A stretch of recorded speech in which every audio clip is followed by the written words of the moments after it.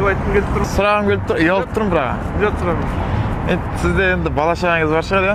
Бар, иә. Мен әйелім қазір аяғы ауырда, 2 қабат. Аяғым өзім аяғым ауыр емес, әйелім аяғы ауырда 2 қабат. Андай жерік болады екен ғой олар. Ол андай кірсабын жейді. Түрлі жоқ, қасқырдікін сұрамаса болды. Қасқырдікін? Қасқырдың жүрегін сұрамаса болды. Қасқырдың жүрегін сұрай ма? Бар дейді ғой, қайдан біледі? Білмеймін. Ферри ішеді андай. Сосын ұрысқан кезде де көпіріп андай ұрса береді. Соларды жегесін бе көпіріп отқан? Сол о жеріктігін бір, мысалы нанға жерік болса мен нан тауып әкеліп бере аламын да. Сол жеңіл заттарға жерік қылуға болмай ма мысалы бір?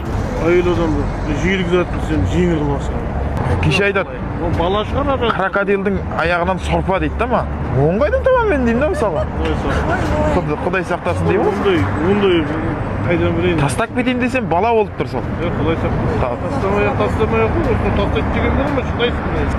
Аяғы ауыр адам жоқ па еді? Келініңіз өзіңіз деп па.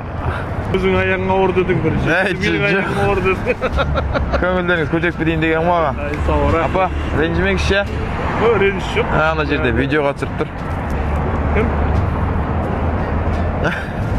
Мына жігіт па? Иә. Роддомға сумка жейді 2 қабат адамдар.